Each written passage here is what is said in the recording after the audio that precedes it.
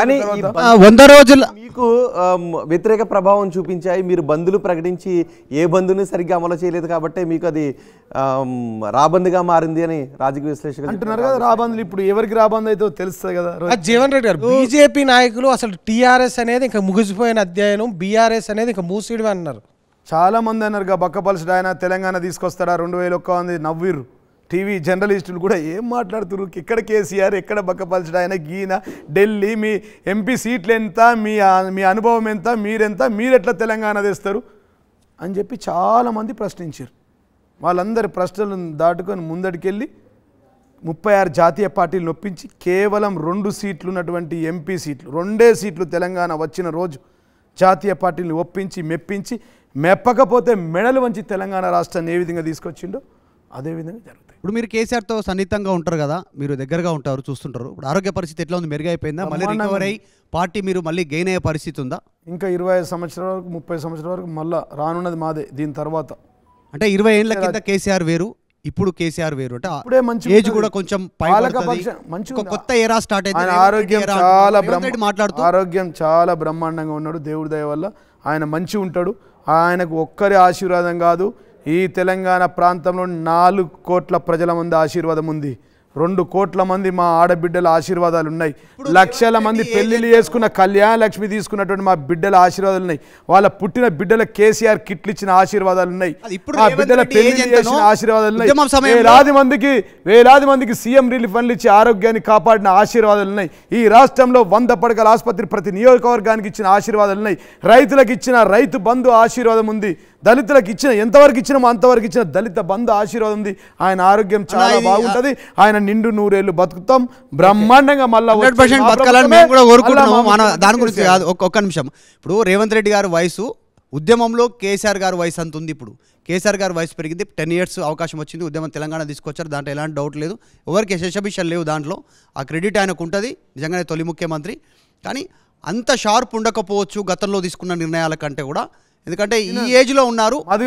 కొత్త ఎరా 20 సంవత్సరాలకు ఒక మార్పు వస్తుంటుంది.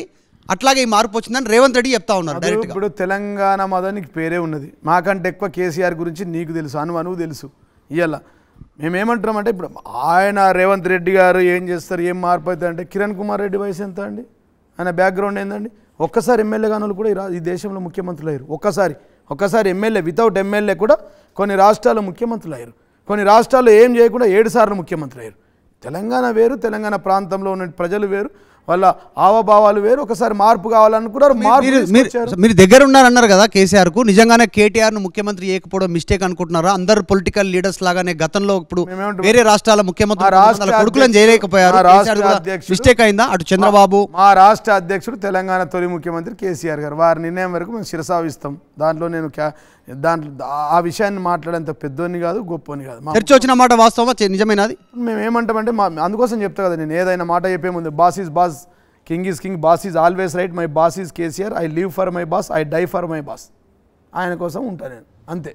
ఇక ఆయన ఏం చెప్తే అది మాకు అదే దైవం, అదే వేదం.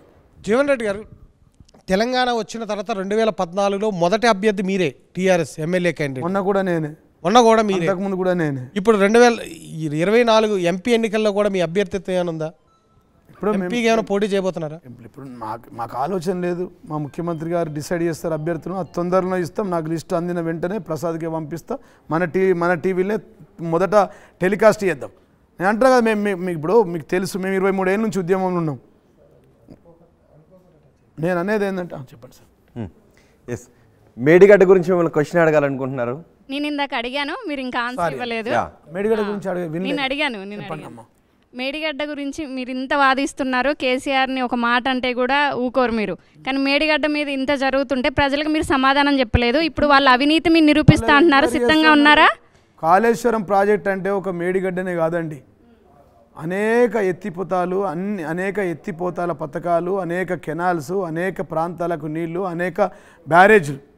కాళేశ్వరం ఒక్క మేడిగడ్డ దగ్గర ఒకటి అక్కడ జరిగింది, కుంగిపోయిందా? కుంగిపోతే దానికి ఏందో కారణం జరిగిందని చెప్తున్నారు కదా, మేము ప్రూవ్ చేస్తా అంటున్నారు, సిద్ధంగా ఉన్నారా? ప్రభుత్వంలో వాళ్ళు ఉన్నారు కదా, మేము ఓకే అని చెప్పారు. అసెంబ్లీ సాక్షిగా మా మంత్రులు చెప్పారు కదా, ఏం ఎంక్వైరీ చేస్తారో చేయమని చెప్పారు. మా మంత్రులు చెప్పారు, ఆల్రెడీ ఎంక్వైరీ జరుగుతుందన్నారు కదా. నిన్న విజిలెన్స్ వాళ్ళని ఇరిగేషన్కి పంపించారు కదా. కక్ష సాధింపు చర్యలా ఇంకేం చేస్తారో చేసుకోమని చెప్తున్నా కదా వాళ్ళని. కక్ష సాధింపులని అంటున్నారు, మరి గెలిచి 100 రోజులు కూడా కాకముందే మీరెందుకు ఇంత విరుచుకుపడుతున్నారు? వాళ్ళకి టైం ఇవ్వాలి కదా. మేము విరుచుకుపడలేదమ్మా, ఎక్కడ కూడా తొందరపాటు మాట్లాడలేదు, నేను విరుచుకుపడలే. వ్యక్తిగతంగా వాడు మాట్లాడాడు, మా స్మగ్లర్, మా అంతకుడు, మా నర అంతకుడు, మా గుండా రౌడీ రాకేష్ రెడ్డి, వాడి మీద నేను మాట్లాడినా. ప్రభుత్వం మీదకి వస్తే ఎక్కడ కూడా విరుచుకుపడలే. సమయం ఉంది, 5 సంవత్సరాలకు చెల్లమ్మ 5 సంవత్సరాలకు వాళ్ళకు రాజ్యాన్ని ఇచ్చారు. ఎంత? 5 ఏళ్ళ వరకు 420 పథకాలను చేయమనండి సార్. రోజుకు 420 ఉన్నాయా? ఒకటి అటు ఇటు కూడా లేదా? 420 ఉన్నాయి మాకు. మీకు ఎక్కువ ఉంటే యాడ్ చేస్తాం. 420 కాంగ్రెస్ అని మేము ఇట్లా ఈజీగా ఉంటుంది 420 పథకాలని పెట్టుకున్నాము. మీరే రెడీ చేసినట్టున్నారు 420 అని. లేదమ్మా, ఉన్నాయి అవే. ఇంకేమైనా ఉంటే యాడ్ చేద్దాం. అన్నీ యాడ్ చేసినాం. ఒకటి ఎక్కువ తక్కువ లేదా? ఉన్నాయి కదా, ఉన్నాయి ఇచ్చినాం. మీకేమన్నా మీరు చేస్తున్నట్టున్నారు. లేదమ్మా, సాగునీటి మేడిగడ్డ బీఆర్ఎస్ మెడకు చుట్టుకుంటుందా? ఎందుకంటే బీజేపీ వాళ్ళు అంటూ ఉన్నారు సిబిఐ ఎంక్వైరీ కావాలని, జ్యుడిషియల్ ఎంక్వైరీ చేశారు రాష్ట్ర ప్రభుత్వం. మా మంత్రులు సమాధానం ఇచ్చారు అసెంబ్లీలో, మా వర్కింగ్ ప్రెసిడెంట్ ఇచ్చాడు సమాధానం, మా జగదీశ్వర్ రెడ్డి గారు సమాధానం ఇచ్చారు. దాని మీద వాళ్ళది ఎంక్వైరీ అని నడుస్తూ ఉన్నాయి కానీ నడవని, నేను దాని గురించి పెద్దగా పట్టించుకోను. దాని గురించి నేను ఏమంటలేదు, ప్రభుత్వం చర్యలు తీసుకుంటుంటుంది కదా.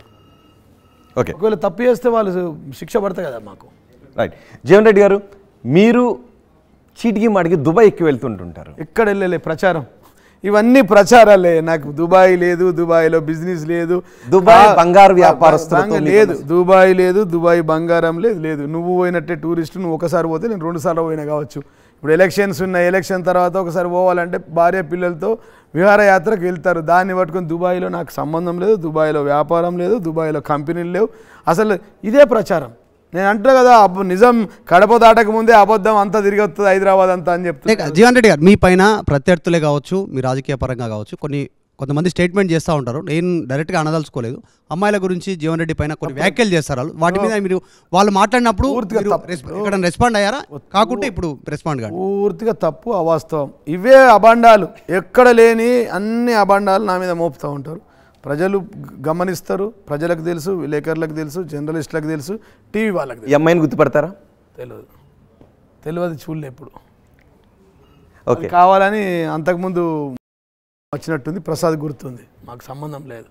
ఎందుకు మరి ఒక రాజకీయ సంబంధంలో మీరు కొన్ని వ్యాఖ్యలు చేసినప్పుడు ఇప్పుడు ఉంటే ప్రూవ్ కావాలి కదా. అన్నారు 5 ఏళ్ల కింద అంటే ఎక్కడ ఉండాలి కదా, రికార్డు ఉండాలి కదా, వీడియో ఉండాలి కదా, ఆడియో ఉండాలి కదా, ఇంకోటి ఉండాలి కదా, టెలిఫోన్ కాల్ లిస్ట్ ఉండాలి కదా. అంటే కాళేశ్వరం నీళ్లతో అందరినీ స్నానం చేయిస్తాను అంటే అమ్మ ఊరికే అందరికీ స్నానాలు చేద్దామని వ్యాఖ్యలు చేసింది. 100కు 100% అంటారు, అందరు అంటారు నన్ను. ఇప్పుడు ఎన్నో ఆరోపణలు, హత్యలు చేసినాను, నరంతకుడు అన్నాడు, మాఫియా అన్నారు, KGF అన్నారు, ఇంకోటి అన్నాడు, వాడు అన్నాడు కదా ఇప్పుడు మావాడు. అట్లనే చాలా మంది అమ్మాయిని గుర్తుపట్టరు. ఇప్పుడు మేము ఏమంటున్నామంటే, మా మీద ఆరోపణలు చేసినప్పుడు ప్రసాద్ గారు టీవీలో ఉన్నప్పుడు, టీవీలో 2014 ఎలక్షన్ల సమయంలో అప్పుడు ఆరోపణలు ఏవో చేసినారు. దానికి సమాధానం ఇచ్చినాం మేము.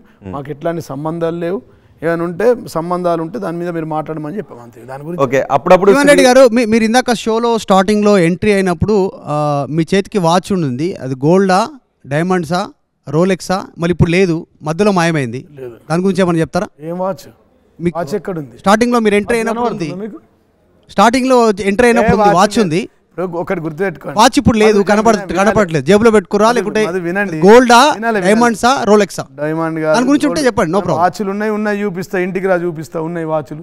ఏం వాచ్ ఉన్నది చూపిస్తా, దాంట్లో దొంగతనం ఏముంది? ఇప్పుడు మీరు పెట్టుకొచ్చిన వాచ్ దానికి లెక్క ఉంది, దానికి పత్రం ఉంది, దానికి లెక్క ఉంది, పత్రం ఉంది. చెప్పినాం దాన్ని ఏడా అకౌంటబిలిటీ చెప్పాలో అక్కడ అకౌంట్ చెప్పి దాని గురించి మాట్లాడమని పార్టీ నుంచి, బీఆర్ఎస్ నుంచి, అప్పటి టీఆర్ఎస్ నుంచి ముందు ఈటెల రాజేందర్ బయటకు వెళ్ళిపోయారు. తర్వాత చాలా సీనియర్ నాయకులు, తుమ్మల నాగేశ్వరరావు కావచ్చు, పొంగులేటి శ్రీనివాసరెడ్డి, లైక్ జూపల్లి కృష్ణారావు, ఎందుకు పార్టీ ఇంతమందిని సీనియర్ దూరం చేసుకుంది? దాని ఇంపాక్ట్ అయినా పార్టీ మీద పడిందా? ఇప్పుడు కాంగ్రెస్ పార్టీ నుంచి అందరూ మా వాళ్ళు మా పార్టీలోకి వచ్చారు కదా. కాంగ్రెస్ పార్టీ, టీడీపీలో ఉన్న వాళ్ళు కూడా కాంగ్రెస్ పార్టీలోకి వెళ్ళారు కదా. అది కామన్. అధికారాల వల్ల మీ పార్టీ మారుతారు, మార్పులు జరుగుతాయి. ఈ పార్టీ నుంచి ఆ పార్టీ, ఆ పార్టీ నుంచి ఈ పార్టీకి వచ్చిన వాళ్ళు అందరూ ఏ పార్టీ నుంచి ఏ పార్టీకి ఉన్న వాళ్ళు, ప్రజెంట్ ఉన్న ముఖ్యమంత్రి పార్టీలు మారినాయన కాదా? అంతకుముందు ఉన్న వాళ్ళు పార్టీలు మారిన వాళ్ళు కాదా? అంతకుముందు కిరణ్ కుమార్ రెడ్డి వేరే పార్టీకి వెళ్ళలేదా? రోషయ్య గారు ఒక పార్టీ నుంచి ఇంకో పార్టీకి రాలేదా? కానీ ఈ నాయకులను పోగొట్టుకోవడం వల్ల పార్టీ విన్నింగ్ ఛాన్సెస్ దెబ్బతిన్నాయా లేదా? ఇప్పుడు మేమేమనుకుంటామంటే, జరిగిన దాని గురించి ఆలోచించడం వేస్ట్.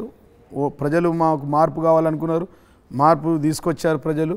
వాళ్ళకి అధికారాన్ని ఇచ్చారు, వాళ్ళకి పాలకపక్షం ఇచ్చారు, మాకు ప్రతిపక్షం ఇచ్చారు. మేము ప్రతిపక్షంలో పాలకపక్షం కంటే ఎక్కువ నిబద్ధతతో ప్రజల కోసం ప్రతినిత్యం 24 గంటలు 365 రోజులు ఈ 420 పథకాలు హామీలు ఏవైతే ఉన్నాయో 420 కాంగ్రెస్ ఇవన్నీ కూడా మేము దగ్గరుండి అమల్లో అయ్యేటట్టు ఇంటింటికి తిరిగి ప్రజలతో ఇప్పుడు 1 కోటి మౌలి గారు 1,27,00,000 అప్లికేషన్లు వచ్చినాయి. ప్రతి ఇంటికి ఒక అప్లికేషన్ వచ్చింది. 4 కోటి కుటుంబాలు ఉంటే 1,27,00,000 వచ్చినాయి పాతవి కాక. కాబట్టి 4 కోట్ల మందికి ప్రతి ఇంటికి పథకాలు ఇవ్వాలి. మన వాళ్ళు దగ్గరుండి ఎట్లిస్తారో ఇవ్వాలని కోరుకుంటూ వాళ్ళు విజయవంతం కావాలని ఆ శివుడిని మా సిద్ధులగుట్ట ఇందాక మీరు దేవుని ఇవ్వించారు కదా, ఆ సిద్ధులగుట్టని ఇస్తామని చెప్తున్నారు కదా, మీకేమైనా అనుమానం ఉందా దాంట్లో? ఇవ్వాలని అనుమానం మేము వదలం కదా, ఇవ్వాలనే కోరుకుంటున్నాం. ఈ 5 ఏళ్లలో మా పని ఏంటంటే వీళ్ళతో పని చేయించడం. మేము ప్రతిపక్షంలో ఉన్నాం కదా మౌలి గారు, వారు పాలకపక్షంలో ఉన్నాం, అధికారం ఉన్నాం. వాళ్ళకి సెక్రటరియట్ మంచిగా బ్రహ్మాండం కట్టించాం, జిల్లాలో జిల్లా కలెక్టర్లకు ఆఫీసులు కట్టించాం, మా ఎమ్మెల్యేలకు ఎమ్మెల్యే ఇండ్లు కట్టించినాం బ్రహ్మాండంగా. దాంట్లో ఖాళీ కూర్చొని కుర్చీ మీద పని చేయండి, పథకాలను అమలు చేయండి. ఈ 420 పథకాలను అమలు చేయండి, మా ప్రజలను సంతోషపెట్టండి, ప్రజలు మిమ్మల్ని మళ్ళీ ఆశీర్వదిస్తారు.